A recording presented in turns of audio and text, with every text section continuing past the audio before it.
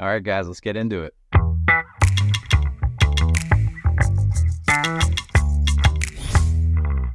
Welcome to Wavelength, where we dive into market and investing related topics that may or may not be relevant to you, but are surely interesting to us.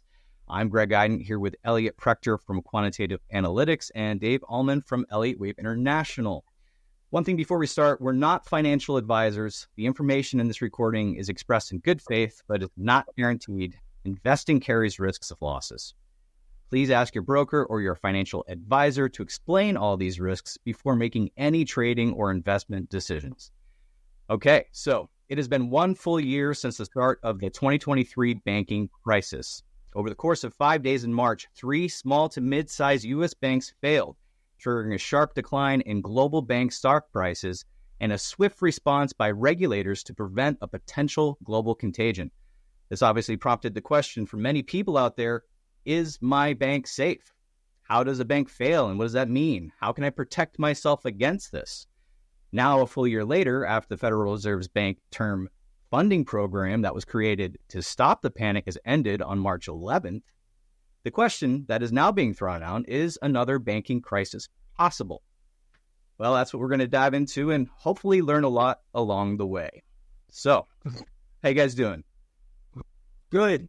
I'm doing pretty well today. Thanks for having us. Yeah. Is one possible? I mean, of course it's possible. Is one likely? Yeah, probably. It's a different question, but I mean. Yeah. Well, let's dive in first to this topic. Like, what happens when a bank fails? I mean, obviously, from the person from this whole experience, what happens when a bank fails? Well, right now, when a bank fails, you're basically a creditor of the bank, except you're an unsecured creditor. So if the bank has any assets that are secured, then somebody else is going to get paid before even the depositors get paid. But of course, in the United States, we have the FDIC system, which is supposed to keep you safe. So I know a lot of people that, they check how much they're covered. I believe right now there's $250,000, and then they make sure that's how much they put in that particular bank, and then they'll put money into another bank and so on, so they can maximize that FDIC coverage. But of course, another question is, how reliable is the FDIC in the event of systemic failure? And it's certainly not going to help you if you're an investment bank. If you had a lot of money in Bear Stearns in 2007, 2008, like you just got completely, screwed. So you do have to read the fine print. And like I said, you do have to watch those limits if you're going to rely on the FDIC. Yeah, that makes sense. I mean, well, in that question, like, well, then how do I know if my bank is safe? Like, so you don't. Okay. You don't. I mean, seriously. Yes, there are lists. We've got the Weiss ratings. We've got ratings from other services and things like that. And you can look at those and you can go, this is, okay, these guys are rated the highest. These guys are the best, et cetera, et cetera. And yes, that's better than nothing. But when it comes right down to it, you don't know. Safest money on the planet forever. The safest money on the planet was where? Swiss bank. So, but last year, one of the banks that went under was Credit Suisse, went bankrupt. And one of the truest things on the planet for my entire history in the investment field, as well as people, decades before me, was that if a company goes bankrupt, bondholders get paid first. Okay? Safest bank on the planet, safest country on the planet, bondholders get paid first. Guess who didn't get their money last year when Credit Suisse went bye-bye? Who? The bondholders. Okay? Wow. The bondholders yeah. said goodbye to 17. Depends on the legal fine print, but I think in most countries it's the secured creditors, then the depositors, and then the unsecured bondholders, sure. Basically. So, yeah, that makes sense. You might But you're not suggesting that there's not legal fine print in every country, are you? Probably there is, yes. Sure. There's a lot of weird things, we're talking about banks, but, brokers can be dangerous too. One bit of, we were talking about fine print. If you have a margin account at your broker, read the fine print, because many brokers, if you sign a margin agreement, it's not just that, hey, now I can borrow money from you. It's that, by the way, you can now borrow all my shares without, you don't even have to let me know. Suddenly everything I have becomes borrowable by you. And that can cause, a serious problem. Like if you have John Corzine running the company, then you could have problems. So yeah, there's a lot of stuff just in general where if you want to be safe, I guess that maybe that's not the number one thing is just fine print. You got to get familiar with the fine print. And most people don't care about the fine print because they go to the bank, they see it's FDIC insured. And they're just like, yeah, okay, I don't need any fine print. I'm good. They just kind of assume things are gonna go smoothly, but that doesn't always work out. And we've been seeing more and more of that lately with the Silicon Valley Bank, and then, of course, these crypto exchanges. Don't even get me started on those. Oh, come on! And not to get too tangential here or anything, but regarding the fine print, I mean, that's a lot of reading, and it is in fine print. And isn't it just safer to operate under the assumption that all that fine print translates into you're screwed? It's on you. It's not on us. Okay. I mean, because that's the bottom line. By the way, have you ever gotten a margin call? You personally? I have. I mean, I've had more than one. One. I've gotten one where they sent me an email saying that it was a margin call, and then I called them. We apologize. It wasn't a margin, but then they got all like in the email. It looks intimidating. It's like a Fed. That's got the word Fed in it. The Feds are after me. Like, it's a regulation T, man. Reg T calls. In the old days, right? You used to count. In the old days, you get them in the mail. Like at least now, I imagine they're digital, right? So you can get them almost instantaneously or email. You get a letter, right? You get a friggin' letter saying you got a Reg T call. We're going to be selling you out, and you check in the date, and it's like, oh wait, that was yesterday. Better check my account. I'll just go online. Oh wait, that doesn't exist yet, right? That is true. That is true. But I guess I'm kind of sarcastic about all this because for me, I don't understand the point of putting your money in the bank a lot of the time, because I think a lot of people just do it because it's what they know, because it's convenient. But a lot of brokers now will actually have checking accounts attached to them, and you don't even have to go in a brick and mortar store anymore. You can just take a picture of your check and they'll go ahead and deposit it. Super convenient. And then you have total control over your money. So you can cut out the middleman. And why would you deposit your money in a bank that's paying you, 4% or something that you got to pay state taxes on? But you can put your money in a Treasury bill that's even safer than a bank, arguably, and pays you 5.5% now, and that's state tax exempt. So, in the current environment, especially, I feel like a lot of people aren't really aware, like, that when they put their money in a bank, they're actually taking more risk and getting less yield than what they could get on other securities that you can get through a brokerage account. Again, that's assuming you have a safe brokerage. And I think the way the regulations are written now, but again, asterisk, I'm not an expert on this, but I believe that most futures exchanges are basically any brokerage where you require margin for your account. Those are going to be the ones that are risky because they can borrow your funds. And then if they go belly up, you're screwed. But I think if you're in a company that mainly does like stocks and mutual funds and that kind of thing, a lot of those brokers that stay away from that and you don't have a margin account, I think legally speaking, you pretty much have a claim on what's in your account. And I don't think, unless they're doing something illegal, you're pretty safe there if they go bankrupt. But then you have to just pay attention to what you are personally purchasing. Yeah. Right. You got me started on TBill ladders. It has to be 5 or 6 years ago. You were the guy who turned me on to those. I knew it was 5 or 6 years ago. Yeah. Yeah, you, Elliot Rector. No, it's a good thing. It's a thank you. Oh yeah. Yeah. But it was pre-COVID. So and that was right when the interest rates started to surge, because ladders were terrible for the past 10 years. I mean, people invested in safe cash equivalents, or they're just been getting screwed. I mean, there was that scene on The Simpsons.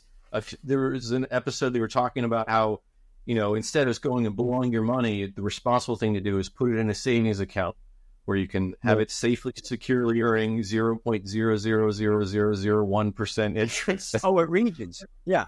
But now that's totally changed. Now yields have just skyrocketed, and suddenly, if you're getting a good yield, it's getting competitive with historical stock index returns almost. depending on how you measure. Yeah, Right. yeah. I guess the question that most people would ask in that instance of putting your money in the ladder system or putting your money in these institutions or Treasury bills, how would it be in a time of need where they would need to access these funds? How easy would it be to get your money back? So, I mean, let me ask that question: how easy would it be? Well, yeah, I mean, if you're managing your own investments, so to speak, instead of using a bank, one thing that's convenient about a bank is they're the ones, that have various long-term investments, and you can just pull your money out, and they may or may not have to sell any of their investments on their end. So you're not really, they're providing a kind of a service in a way of being that middleman between you and the market. But if you can put your money in a money market fund with a very low expense ratio, then that you're guaranteed to get that $1, even though in reality the price is actually fluctuating behind the scenes. But unless, of course, you're in a money market fund that breaks the buck, you're not going to get that $1. But most of the time they don't break the buck, and it's very, very convenient. And they do have Treasury-only money markets. I think right now the best Treasury-only money market that I found is at Vanguard. I think it's VUSXX. It's paying a very low expense ratio. It's very close to buying actual Treasury bills. So that's really, really nice. And, then your money is accessible immediately. You can just pull it right out. Obviously, if you're doing bond ladders or buying Treasury notes or floating rate notes or anything like that, then you're exposed to fluctuations in the market. But they're so liquid, I mean, you can just sell them.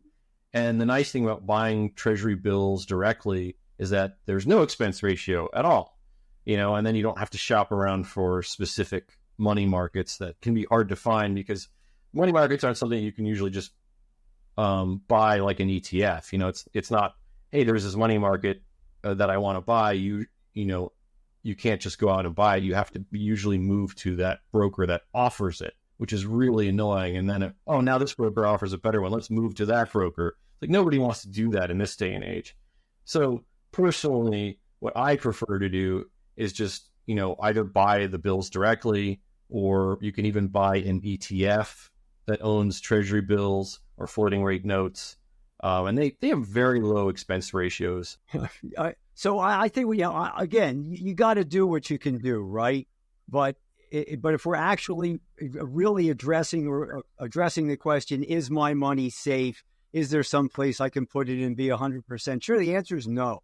It's just not. I mean, if the how did Pete Serio used to say it? If the excrement hits the automated rotating device, to think that you're going to walk down to your bank and get your money, or to think that you're going to be able to contact Treasury Direct or anybody or whatever, and actually get in touch with your money again, I don't think so. Okay, I mean, I don't think that me, Dave, is going to be able to call the bank and say, hey, by the way, I know that the rest of the country is under is in turmoil. I'd like to come down and get a couple of $1,000 just so I have it for, walking around money. That's you're talking about getting cash. We're just talking about safe credit, safe debt instruments, or safer, I should say. Safer, sure, but yes, but there's still that caveat. It's like we talk about, for years, and again, you've got to do something, right? And you've got to do something, but there are I want to send my money overseas because my money will be safe at these banks overseas because they're better. And notwithstanding my comments earlier about Credit Suisse, let's pretend that there are places, whether they're in the Cayman Islands or Switzerland or Zurich, which happens to be in Switzerland. I think geography was never my strong suit, but we're near there anyhow. But people go, oh, well, I'll just put my money overseas there, and then if there's a crisis and the American banking system completely fails, right, because that's something that people should think about at least, right, then I'll just have them wire my money back to me. Little problem there, okay, your bank is shut down, okay, you can go be with your money, right, but you're not getting your money, you're not going to could you send it to me as a money order, and I can go down to CVS and cash it. This is not happening. So, I was going to say, I had somebody call me about sending some money orders from Walmart to them, and I think we're telling me that's the safest and best way to send cash. And right. I also wrote the money to the IRS, and they were going to turn your electric off. There are ways. What was that? I said they were going to turn your electric off. They wanted money. Oh, yeah, right. Electric. Yeah, that's all the time. So, yeah, Dave, right. so Dave, do you think the government, in the case of a systemic banking crisis, do you think the government has the ability to save everyone, or will the government save me if my bank fails? That's the question that comes to mind. It depends on there's Thomas Sowell, Sowell, the conservative economist, has a saying that there are no solutions, only trade-offs. And I love that saying. Like the government can print that $1 trillion coin or a $10 trillion coin and vomit money across the countryside like they did over the course of the last few years.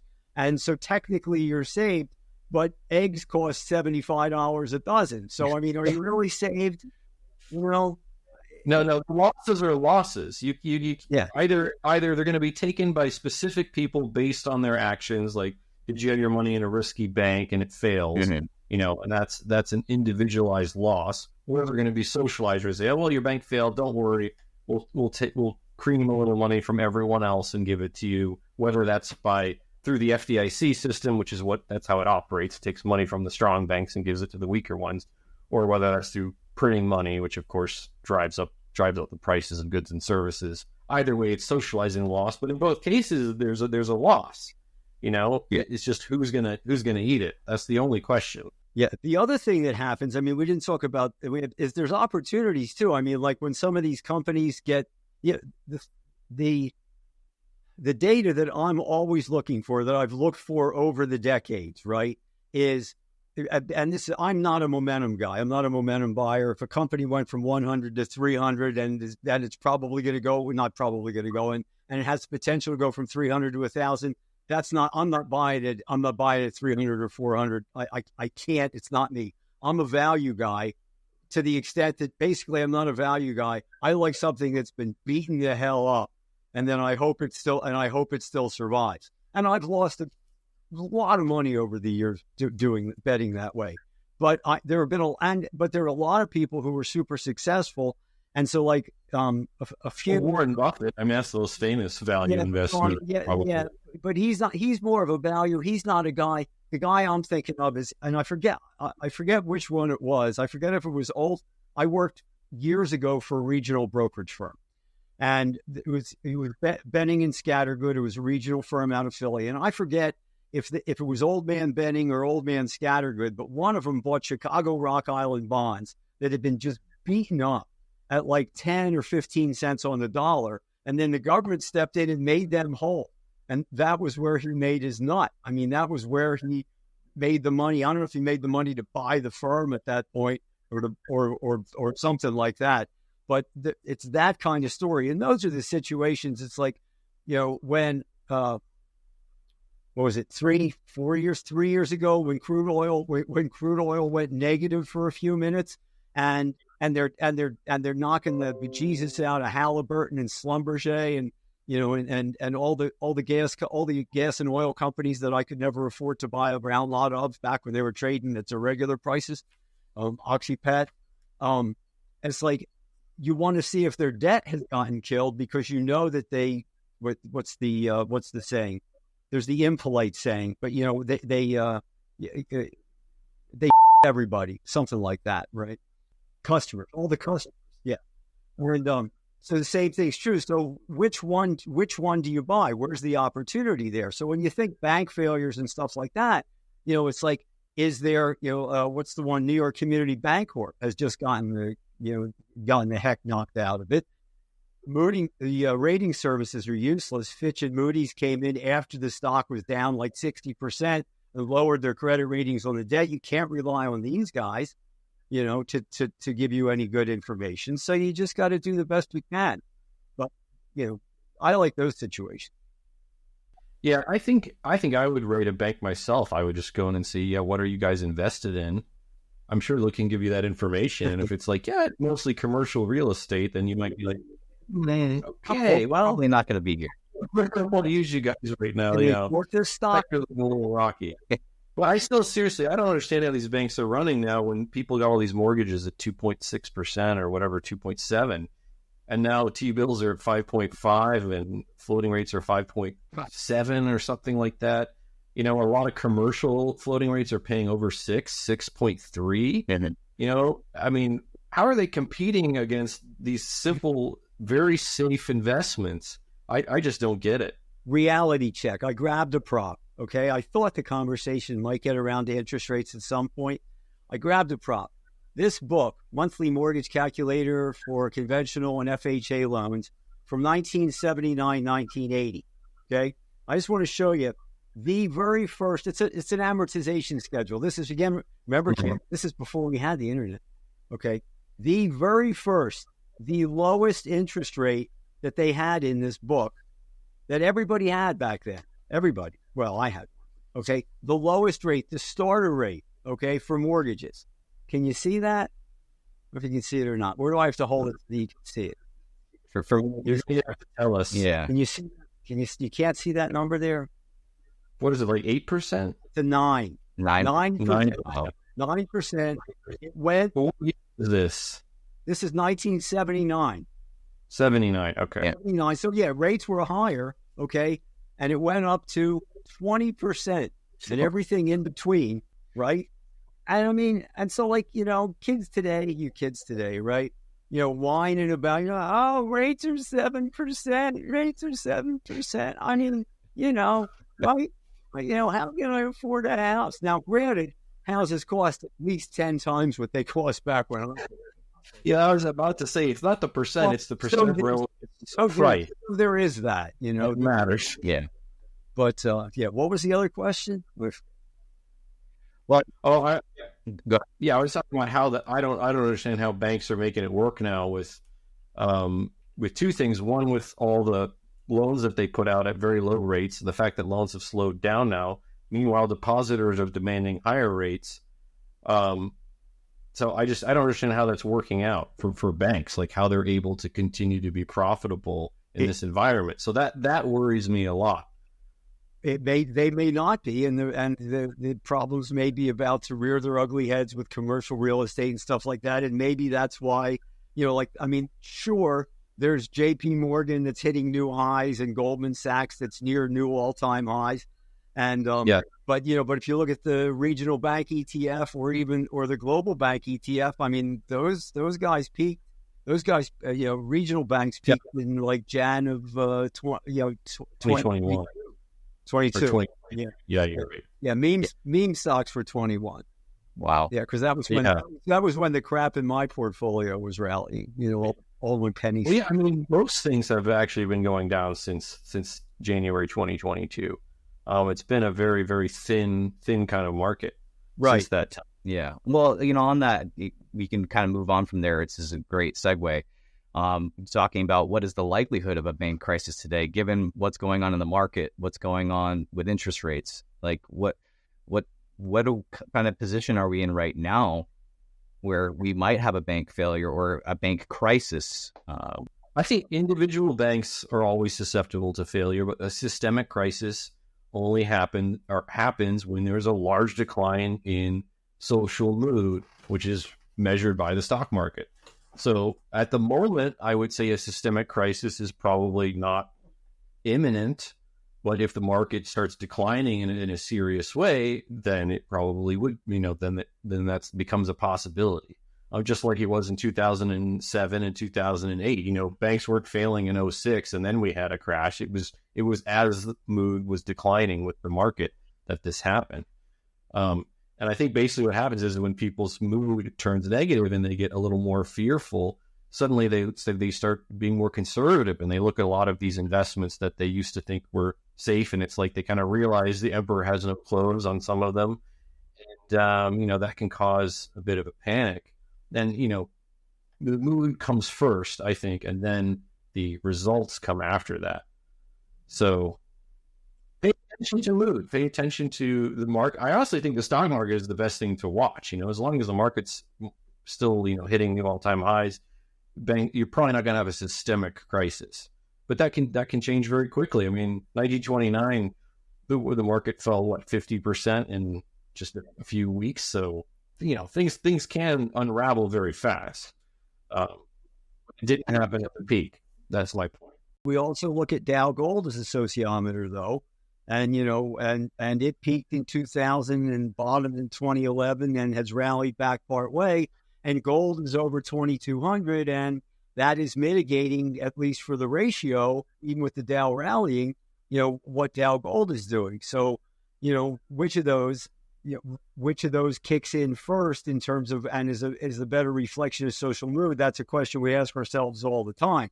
But I think it's interesting when you look, if you look at history a little bit and stuff like that, there's a lot of, socionomically speaking, okay, there's a lot of noise in the background about civil war. There's a movie coming out or something everybody's talking about, and you had banking. And so 1857 and 59, you had a depression, and you had the double banking failures there, and then the Civil War in 61. And you certainly got to look around the country, and you got to look at the lay of the land. You go, yeah, we really hope that doesn't happen again.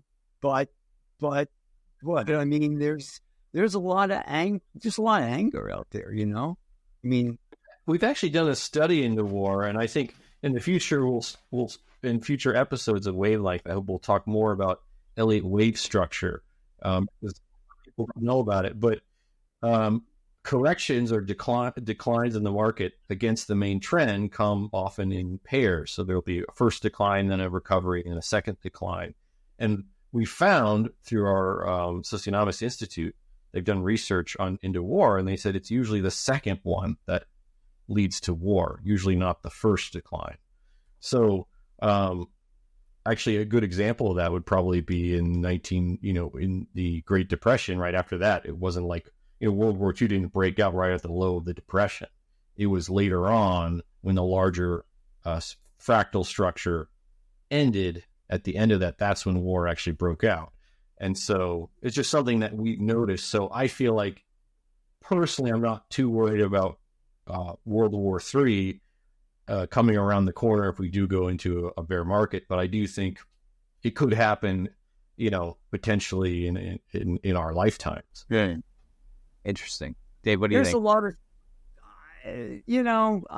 there's a lot of skirmishes out there, guys, right? There's a lot of, there's a lot going on. And there is. Historically, they're actually quite low relative to the population. But I agree. It's still a lot in terms of absolute numbers, but sure. Yeah. Relative to how many people we have on the planet, we're in a very peaceful period. I know that I know what you're referring to. There's just the same. There are sure actually there sure are a lot of small fires out there, basically, and you hope that the wind doesn't pick up, because the bit about you don't get the big war, you don't get involved in the big war until the second decline, the sea wave, whatever. Yes, I get it.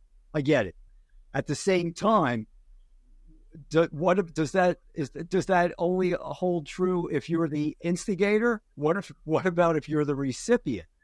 Okay, because you've got Russia, who has been in a bear market since 2007.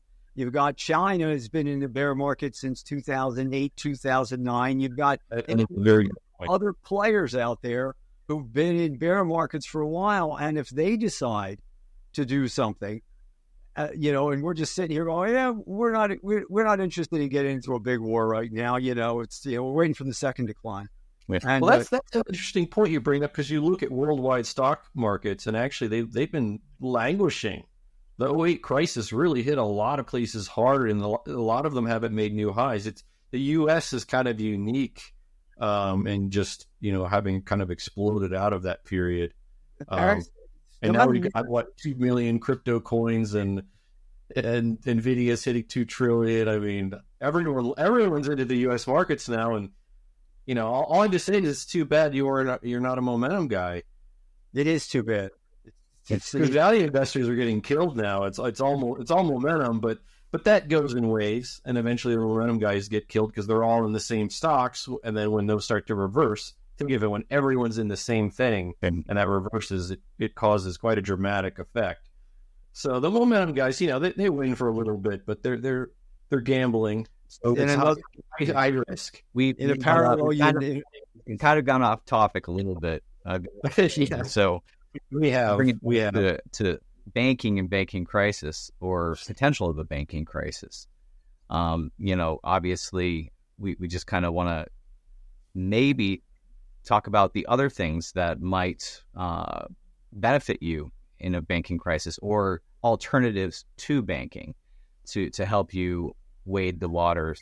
Yeah. So I started talking about that earlier. I really wanted to say a lot more about it, and I guess we kind of went off topic a little bit, but I was talking about kind of the types of things that I think are very safe alternatives. And obviously the reason I like Treasury bills is because ultimately what's backing the banking system and the FDIC ultimately comes back to the government, right? So it's highly likely that while an individual bank may fail and you may or may not get bailed out, there's a bit of uncertainty there. What I do know is that the treasuries, the U.S. government defaulting on the treasuries would probably be the last shoe to drop, most likely. They'd probably be, as you say, creating a lot more money out of thin air to back that up before they would default. It might be done that way, but certainly they could. But it's still probably safer than going to the banking system, and it's certainly more direct. And like I said, with the state tax exemption, you're probably going to earn higher yields as well. So it's like win-win-win. It's like safer, higher yields. So like I said, there's the money market funds, but a lot of some of them have kind of high fees. If you're paying, in my mind, if you're paying more than like 20 basis points, you're kind of getting ripped off. And a lot of them are like 40 basis points, 45 basis points. There's a great ETF that I like. That's TFLO, although this is not investment advice, but I just personally like this. And they invest in U.S. Treasury floating rate notes. Now, what floating rate notes are is they're longer term notes. They have a fixed rate. It's usually very low. But then on top of that, they pay you the T-bill rate. So it's like the T-bill rate plus a bonus on top of that, which right now the bonus is about 20 basis points, which pays for whatever the fees are in the ETF. So you're getting basically T-bills with no fees. Now, alternatively, if you don't want to pay any fees at all, you can buy the floating rate notes directly. And then you can get T-bill rates plus 20%. So again, that's one of the best risk-free returns you can get right now, especially with the crazy inverted yield curve that we have. But those are a little more pain in the butt because if you buy them off the secondary market, because they're somewhat esoteric, not a lot of people trade them except big institutions. Unless you're buying millions of dollars worth, the spread between the bid and the ask is so high that it ends up being better just to buy the ETF and pay the fees than it is to try to buy and sell these off the secondary market. But the way around that is participate in the auction. So your broker, some banks will do this for you. And then obviously there's treasurydirect.gov, which allows you to buy direct from the U.S. government. You can participate in the auction, and then you're guaranteed to get a par price, and you'll get that, you'll obviously get the T-bill yield reset. I think it's every week. And then you get that extra bonus yield on top of that, but you're getting that par price, so you're not paying any horrible spread or getting punished for that.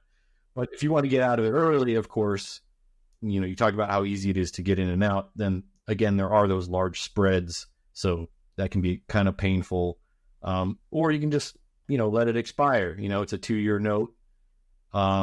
You could maybe build a ladder of those. But these are very safe investments. Now, obviously, the only risk you're taking really with these is the fact that, like I said, besides the U.S. government defaulting, is also if interest rates were to fall, which sometimes happens in a recession. Other times, interest rates rise. So the nice thing about floating rate notes or bills is that you're always resetting the interest rate, so they're very low risk. You're not worried about your principal going up and down. If you look at bonds, now you're talking about speculating, because with a bond, you're basically speculating that the interest rate is going to go down. That's what you want to happen when you buy a bond. unless you're into laddering or, shorter term notes, and then you're not really worried about that. Okay. Dave, what? Yeah. I'm sorry. Well, I was just going to ask you, what are your thoughts?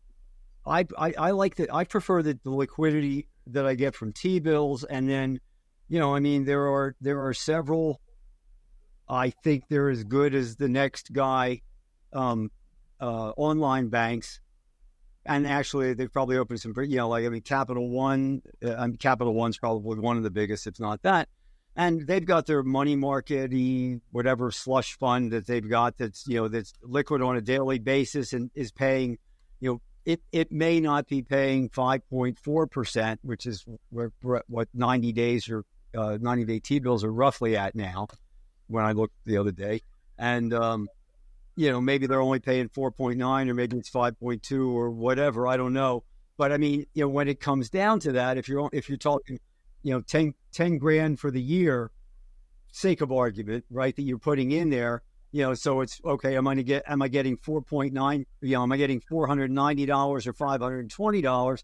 It's kind of like, look, don't take too long to make that decision. Well, that's half a dozen eggs now, right? Yeah, exactly. Right. Yeah. So do I buy the white eggs or the brown eggs? Right. That's different. Yeah, it depends how much money. If you have a large amount in savings in cash, then obviously a few basis points might actually be a lot of money. Sure. So, yeah. I mean, it all depends. Everything is relative. Yep. Yeah. Everything is that. Right. That is true. Yeah. Now, the other type of cash-like investment that I've talked about before is, and we briefly mentioned on, is the laddering system. And, it wasn't, it used to be popular. It fell out of favor because interest rates have been falling since the 80s. It's like 40 years, our whole life they've been falling. So nobody cares about ladders anymore. Everyone just buys bond funds. But laddering is kind of starting to come back a little bit. There are these there are these funds that you can buy now that own a basket of bonds, but they have a defined expiration date on the entire fund. So those are kind of nice. I think Bullet Shares has some and a few others. And so what that lets you do is you build out a ladder where you say put 10% into bonds that are coming due in a year, and then in 2 years and 3 years and 4 years.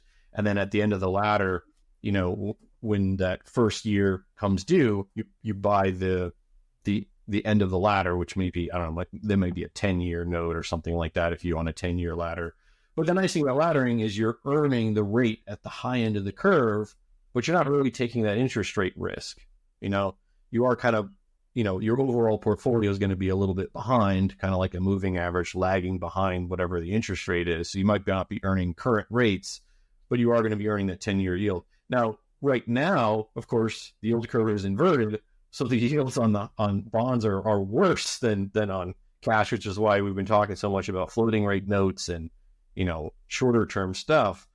But normally, I actually looked at this. Normally, over a long period of time, I think around the 10-year, like if you look especially at 10-year corporates versus like savings accounts, I want to say it was almost twice as much yield. It was, I think I did the math, and it was 1.8 or 1.9% multiple in terms of the average yield. So in most of the time, they are paying more of a yield.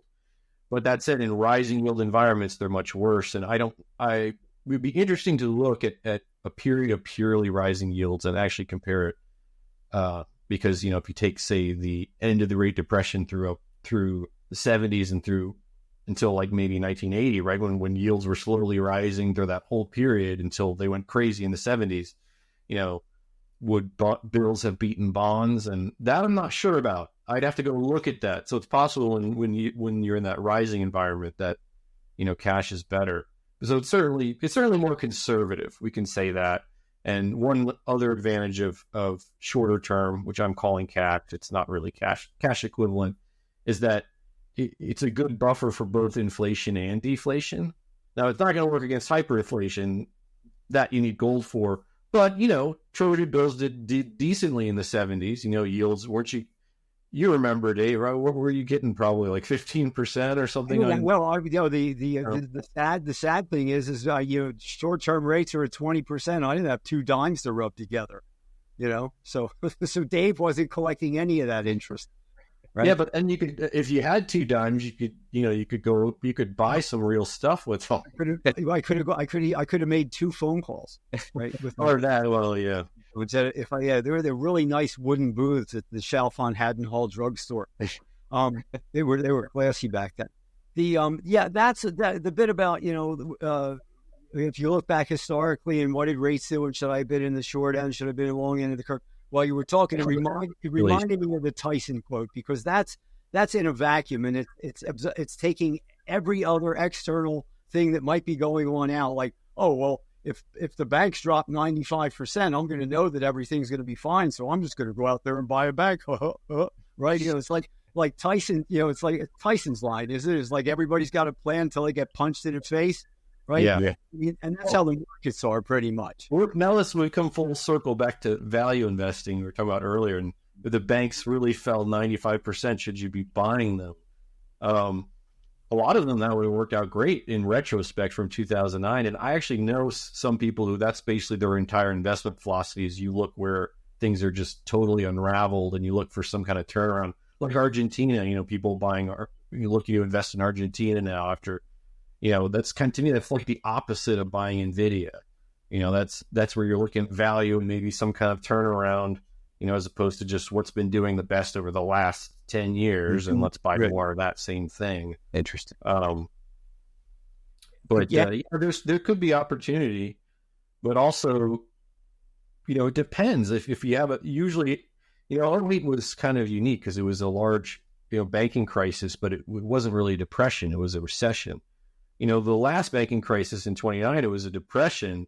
And yeah, you probably could have bought cheap banks at the low, but at the same time, the whole banking industry languished for decades after that. I mean, it wasn't a big profit machine that it is now, where when people think of capitalism, the first thing they think of is like Goldman Sachs and JP, like today, and back then they didn't think about that, Yeah. I think that's a much more, you have time for a quick anecdote? That's a much more intellectual view. So 2000, it would have been late 2008, probably early 2009. And Bear had just gone away. I mean, things were scary and ugly. And whether you call it a recession or a depression or whatever, you're scared a little bit. So so I had my savings in a bank. The problem with value investing is it's scary. Well, that's scary. And I've been in the markets a long enough time to recognize when I'm freaked out or if I'm overly excited about something, and so I make different mistakes than the mistakes that I've made throughout history. But at any rate, I have most of my money is in a bank. I won't name the bank. Okay, so and at the same time I'm looking at charts and stuff, and I'm like, man, I know these banks are a buy down here.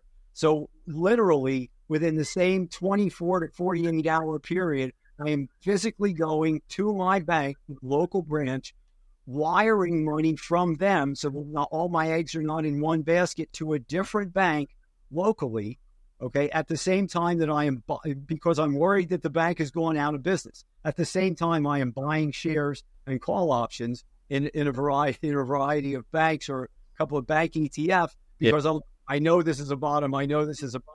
I cannot prevent myself from physically moving my money from one place to the other. Yeah. So, and that's what Bob's talked about, the reality of being in there in the trench and trading. It is very different, Very, very different. Speaking of which, I mean, I got to say, 2008 was exciting if you're on the right side of it. And 2008 Wave International nailed 2008.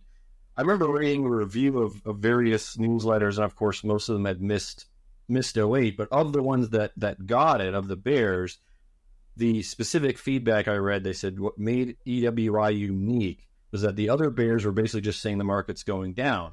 But EWI called every little move, every little rally, every little squiggle, all the way down to the bottom. And of course, Bob went on TV right within a few days of the low and said, we're at 6% bulls. I'm closing out my 800-point S&P short position. Mm-hmm. We're no longer interested in the bear side. We're going to have the biggest rally we've had, since this bear market started. And so in terms of timing and getting a signal to look into all that stuff, really, there's nothing better to use than looking at technical Elliott wave patterns. I don't think there's any other approach that I know of, at least, that you could target that if you want to get into that. But we're getting kind of beyond just talking about banking now, and we're getting into the world of trading and speculation. And that's for another. Where that technical analysis comes in really useful when you want to understand, the behavior of a herd of people, a herd of investors, which is ultimately what causes the markets to move up and down, is people buying and selling. NVIDIA is not going up, in a vacuum. It's a society that's making it happen. It's people's psychology driving it. Yeah. Very, very interesting. Well, on that, I mean, just from looking at the Great Depression, you had, I think they estimated something around 9,000 banks failed during that period. And then after, from the 2008 to 2012, 465 banks failed. Last year, I think we had 6 banks fail in the States. So the question is, where are we headed? Where are we going now? And it seems like we're on a path, and there is some uncertainty from what you guys have been saying and discussing. But there is alternatives to banking, and you can protect yourself. And that's one of the biggest things that we need to kind of stress to our audience, is that, there are ways to protect yourself, and you just need to be prepared. One of the best ways to be prepared, I know that you guys know this, is reading Last Chance to Conquer the Crash by Bob Prechter. He goes through everything and how you can survive and prosper during a deflationary depression. It's very interesting. One of his chapters in that book is how to find a safe bank. So if you are interested in that, you can take a look at that at elliottwave.com and check out the links in this video's description. But also, if you want to also find out more about alternatives, we have a report at Elliott Wave International called 5 Alternatives to Banking. It's part of our club program, which is a $2 a month program that is just new started, and you get up-to-date information, and you learn more about the technicals that Elliott kind of went into briefly, which we're going to talk about in a future episode. We're gonna hopefully break down what is the Elliott Wave principle and how it can help you. And this is our first episode, so I really want to thank Elliott and Dave in coming in. And guys, thank you so much for this. And do you guys want to say anything to the crowd? Do you have anything to bring out?